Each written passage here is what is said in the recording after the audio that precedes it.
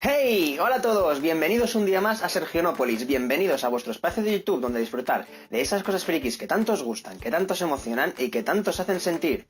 Y bueno, como os prometí a través de la cuenta de Twitter del canal, hoy os vengo a hablar sobre los Eternos, los nuevos personajes que va a introducir Marvel en una película en el año 2020. ¿Por qué interesan ahora los Eternos? ¿Por qué vamos a hablar sobre estos personajes en este momento? Bueno, como la mayoría sabréis, se ha confirmado que una de las próximas películas del universo de Marvel va a ser la película de los Eternos, que se estrenará en noviembre de 2020. ¿Y quiénes son estos personajes? Probablemente la mayoría no los conozcáis y esta sea la primera vez que habéis oído hablar de ellos. Y por esa razón os traigo este vídeo para explicaros quiénes son estos personajes, qué hacen, por qué son importantes y qué relevancia pueden tener para el futuro de este universo y sobre todo para el futuro de los X-Men. Así que si estamos todos listos, ¡comenzamos! Vamos poco a poco, vamos a comenzar por el principio. ¿Cuál es la noticia? Bueno, la noticia es que para el año 2020 Marvel tenía 3 fechas confirmadas para 3 películas, pero no se sabía cuáles iban a ser estas películas. Tras el parón de la producción de Guardianes de la Galaxia 3, una de las fechas ha desaparecido y para 2020 vamos a tener 2 películas de Marvel. Se ha confirmado a través de la fuente de Hashtag Show, una fuente en lo que se refiere al universo de Marvel generalmente bastante fiable. Esas 2 películas que van a estrenarse en 2020 van a ser, por un lado, Black Widow, de la que ya hemos hablado bastante y que os dejaré también por aquí un vídeo en el que comentaba las filtraciones que había habido sobre esta película, pero la otra película del año 2020 es la película de los Eternos. Bueno, ¿y quiénes son los Eternos? Estos personajes son una raza de superhumanos que han sido modificados genéticamente debido a los celestiales, ¿no? A una especie alienígena que experimenta con los humanos. Algo que si sois fans del universo de Marvel veréis que se repite bastante. Los inhumanos, protagonistas absolutos de la serie Agentes de S.H.I.E.L.D., fueron modificados por los Kree, otra raza alienígena a la que le gustaba experimentar con humanos. Bueno, ¿cuál es la diferencia entre estos personajes? Que mientras que los inhumanos tienen, digamos, un poder y pueden ser muy poderosos o muy poderosos, los Eternos son tremendamente poderosos, debido a que la raza que los ha creado, los Celestiales, es muy superior a los Kree. Pero vamos paso a paso. ¿Quiénes son los Celestiales? Los Celestiales, que ya han sido presentados en el universo de Marvel, son estos seres divinos, casi dioses, que hemos podido ver en las películas de Guardianes de la Galaxia. Aquel que destruía un planeta gracias a la gema del poder, o el propio Ego, el planeta viviente, que en los cómics no es así, pero en la película es un ser celestial y es tan poderoso como para crear un planeta, para crear vida, para crear un cuerpo, etcétera, etcétera. Estos seres, en su afán por conseguir la raza perfecta, experimentaron con un montón de razas, entre ellas los humanos, y crearon 2 especies. Una que les salió bien, por así decirlo, que son los Eternos, poderosos, perfectos, bellos, un poco, digamos, la perfección humana. Y luego los que les salieron mal, que son los desviantes, que son monstruos, se reproducen rápidamente y tienen una obsesión, digamos, por conquistar la humanidad y hacerse un hueco en el mundo. Estas 2 razas están muy enfrentadas y probablemente lo que vemos en la película es a los Eternos tratando de proteger a los seres humanos de una invasión de los desviantes. Probablemente bastante en el pasado. Creo que esta película se situará en el pasado y nos contará cómo esta raza nos protegió de esta invasión. ¿Y quiénes son los principales Eternos que vamos a ver? Es decir, ¿quiénes van a protagonizar estas películas? Hay muchos Eternos. De hecho, hay varios planetas en el universo de Marvel en el que viven los Eternos, porque como ya os he dicho son una raza entera. Pero, digamos, hay principalmente 2 personajes que son los que protagonizan las historias principales de los Eternos y que serán los que veamos, esto es bastante seguro ya, en la película, que son Ikaris y Sersi.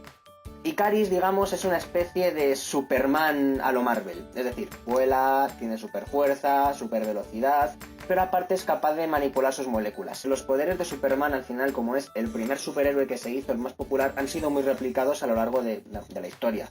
No solo Marvel, también en DC hay personajes que tienen los mismos poderes que Superman. Pero es que esto es normal. En ese sentido, Ikaris es un Superman, pero con una, digamos, una personalidad muy bélica. Es un gran guerrero, un luchador, quiere, digamos, hacer prevalecer a su raza, pero no desde un punto de vista de conquista. Él, digamos, no tendría la misma idea de los desviantes de tratar de conquistar a la humanidad. Simplemente él quiere decir, estamos aquí, existimos, somos importantes, queremos convivir con vosotros, pero que sepáis quiénes somos y lo que podemos hacer. Sin embargo, en el otro lado, Cersei, que digamos tiene unos poderes más mágicos, por así decirlo, tiene una personalidad completamente distinta. Es pacífica y lo único que quiere es vivir entre los humanos y aprovecharse de su magia, digamos, para pasárselo bien. Cersei ha aparecido en varios eventos, varias épocas de la historia de la humanidad, y en la película probablemente lo que veamos será un debate moral entre Cersei e Ikaris sobre, vale, debemos salvarles, pero ¿cómo debemos salvar a la humanidad?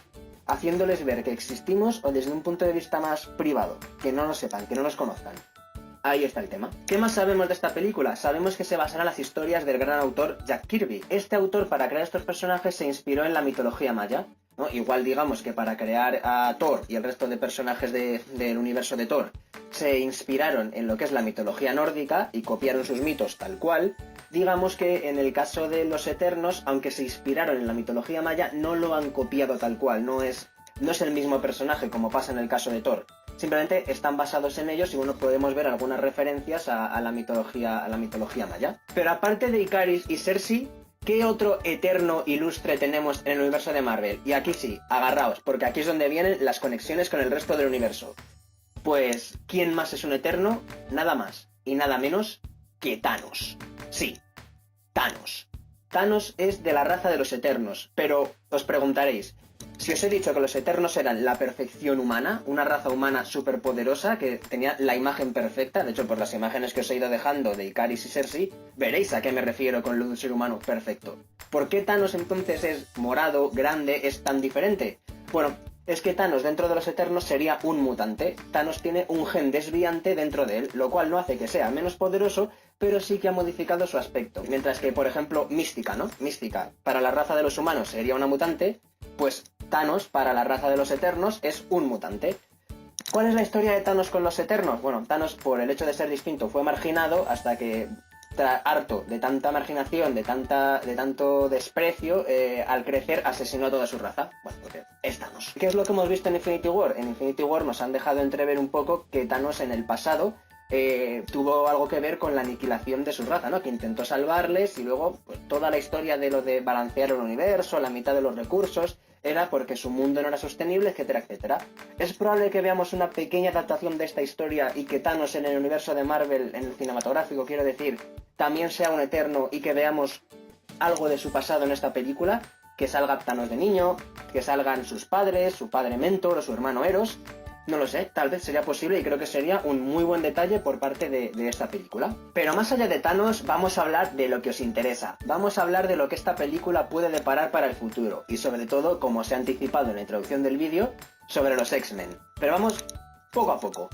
¿Qué se está rumoreando que puede pasar en esta película? Lo que os he contado hasta ahora en este vídeo es un poco lo que se sabe, lo que The Hashtag Show nos ha traído como noticias.